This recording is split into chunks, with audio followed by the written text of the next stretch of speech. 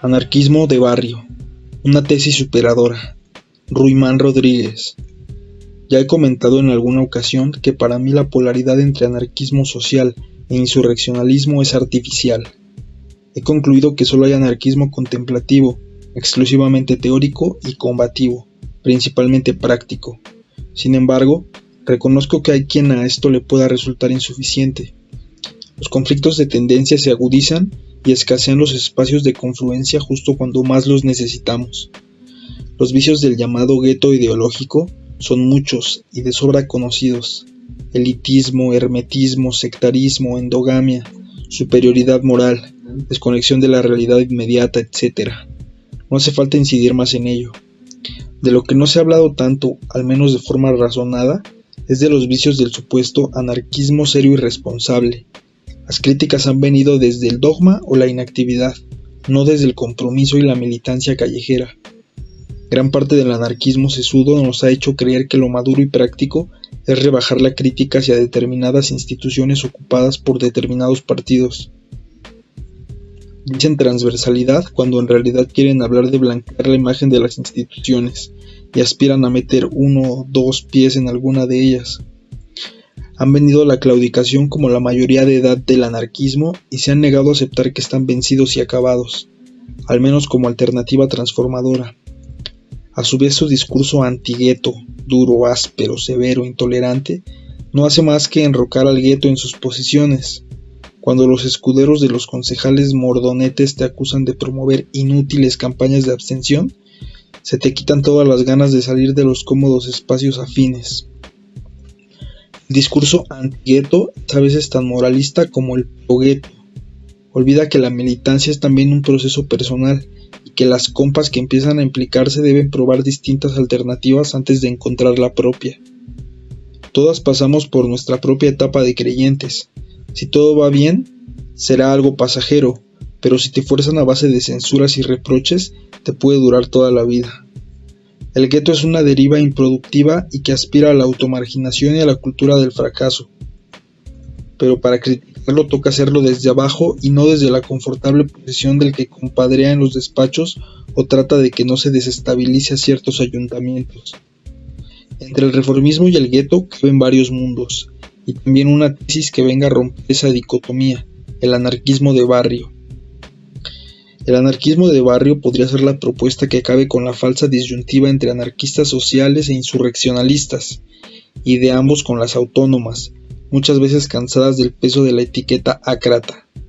Tal y como el anarquismo sin adjetivos liquidó en su día el conflicto entre comunistas y colectivistas, desarrollaré el concepto de forma deliberadamente simple y sin necesidad de citar referencias. El anarquismo de barrio no es una propuesta nueva, solo es una propuesta olvidada.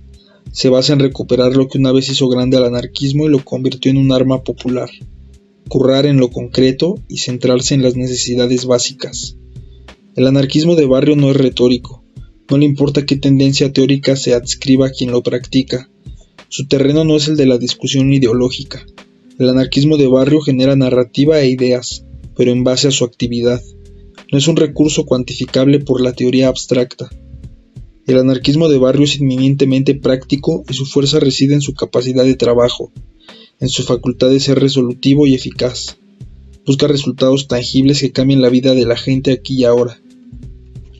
El anarquismo de barrio no pierde demasiado tiempo en pugnas organizativas, ni se define por el tipo de estructura que escoja. No es un anarquismo identitario y excluyente, sino abierto y al alcance de cualquiera. Se retrata por su actividad, su labor, centrada en vivienda, en lo laboral, en la agricultura de subsistencia, en la alfabetización libre, etc. Se centra en lo primario porque sin las necesidades vitales cubiertas no hay espacio para la filosofía. El anarquismo de barrio curra en el entorno más próximo, sin recluirse en lo local, pero sin ignorar la realidad circundante más urgente. Su campo de acciones es el espacio barrial común, la lucha vecinal y callejera, lo inmediato. No se aísla en su pequeño reducto de urbe, pero tampoco divaga obsesivamente sobre marcos lejanos y macros mientras todavía no es capaz de interactuar con quienes le rodean y resolver lo cercano. El anarquismo de barrio no ignora ninguna lucha, pero es un anarquismo principalmente para pobres, pensado por y para las marginadas, excluidas y precarias. Su principal campo de batalla son las necesidades más apremiantes: el pan, el techo, el abrigo. No subordina esto al resto de luchas ni niega la multiplicidad de las opresiones, pero es trabajando en este campo, currando con las vecinas, tejiendo redes con las personas más perseguidas y relegadas de la sociedad, como se aborda desde lo hondo, desde el asfalto, y no desde el laboratorio o la biblioteca. El tema de la migración, el racismo, la natalidad, la opresión de género, la soberanía alimentaria ética, etc. No hay lucha más allá de las personas concretas que deben iniciarlas, y muchas de ellas se encuentran en los barrios, que es donde las distintas facetas de la opresión, la jerarquía y la desigualdad muestran su cara más cruda y menos sofisticada. El anarquismo de barrio no está pensado para anarquistas que quieran evangelizar a los pobres. Está pensado para pobres en disposición de generar anarquía. La línea divisoria entre militantes y receptores de dicha militancia debe morir en el anarquismo de barrio. Son vecinas defendiendo el barrio, pobres combatiendo la pobreza. Somos nosotras resolviendo nuestros propios problemas. El anarquismo de barrio no necesita idealizar a los pobres. No explota el mito del pobre bueno. No cree que las personas sin recursos seamos ajenas a las bajas pasiones, los actos viles y a perpetuar la opresión, pero sabe que a pesar del efecto milenario del principio de autoridad, solo las que no tenemos nada tenemos a su vez algún motivo para cambiar las cosas. Sabe también que nadie puede dirigir nuestra lucha por nosotras y que nadie puede darnos nada que no tomemos por nosotras mismas. Cualquier sistema que se organice sin nuestra participación está condenado al fracaso. El anarquismo de barrio es honesto. Reflexiona en voz alta sobre los propios fracasos, pero sin necesidad de incidir en la mitología de la derrota.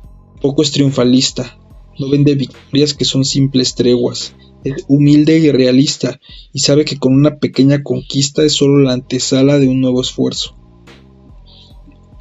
El anarquismo de barrio no pacta con partidos ni quiere saber nada de las instituciones. Son el enemigo y están ahí para ser fiscalizados y combatidos, para arrebatarles cuanto podamos, no para regalarles sonrisas, fotos y titulares. El anarquismo de barrio es feroz en su independencia. Se construye desde abajo y no tiene ningún interés en las urnas ni en quienes alimentan de votos. El anarquismo de barrio es la vía para recuperar la calle, luchar por el espacio colectivo, reconquistar inmuebles y plazas, tomar lo común y devolverlo a las vecinas. Se basa en la gestión colectiva de los recursos y el territorio, en combatir la degradación del barrio, el desplazamiento forzoso, el encarecimiento de la vida, y hacerlo sin que el protagonismo se aleje nunca de las afectadas. Esa vía de la calle puede ser usada por todas las libertarias, por las insus, sin rebajar el discurso y sin renunciar a sus presupuestos, por las sociales, haciendo verdaderamente cosas prácticas con personas reales más allá de los libros y artículos sobre inserción social. Se puede expropiar un inmueble codo a codo con una familia sin hogar sin dejar de ser radical y sin tener que ser asistencialista. Se puede levantar una barricada ante un desahucio, generar conflictos y disturbios para conseguir la paralización del mismo, sin ser un irresponsable vanguardista y sin dar la espalda a la acción popular. El anarquismo de barrio no se basa en lo que se dice, sino en lo que se hace. Ya advertí que era un planteamiento simplista. Muchos dirán que esto ya se hace y otras directamente lo harán sin darle ese u otro nombre. Pero creo que hacía falta desarrollar un poco el concepto, dotarlo de una mínima entidad, por pequeña, sencilla y humilde que sea, y quizás empezar a identificar las actividades y proyectos que pueden articularse en torno a esta tesis, criticable y modificable, pero que podemos asumir todas las que estamos hartas de guerras de ideas porque tenemos necesidad de guerrear en la calle.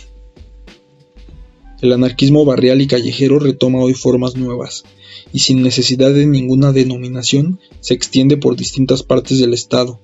Quizás la alta política lo aplaste, quizás las dinámicas de retroalimentación ideológica no le dejen crecer, quizás sea fenómeno aislado y pasajero, o quizás es un espejismo que solo veo yo desde mi ultraperiferia canaria.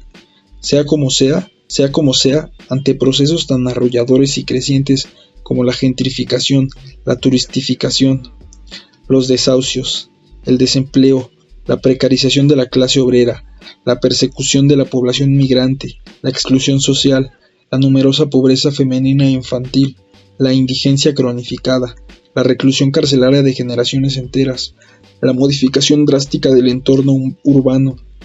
La reclusión carcelaria de generaciones enteras, la modificación drástica del entorno urbano y la destrucción de nuestros espacios de socialización. Está claro que no nos queda otra que retomar los barrios si queremos resistir la ofensiva y ser capaces de empezar a devolver los golpes. Las próximas luchas sociales se librarán en los barrios, y no queremos ser expulsados de los mismos y entregar los francos a los especuladores. Nos toca hincar los pies en el suelo y prepararnos para no cederles ni un palmo de terreno. Si no articulamos un anarquismo de barrio, otros nos impondrán su fascismo de barrio y nos pasarán por encima. La lucha por ese pequeño espacio es también una lucha por la supervivencia y morir no debería entrar en nuestros cálculos.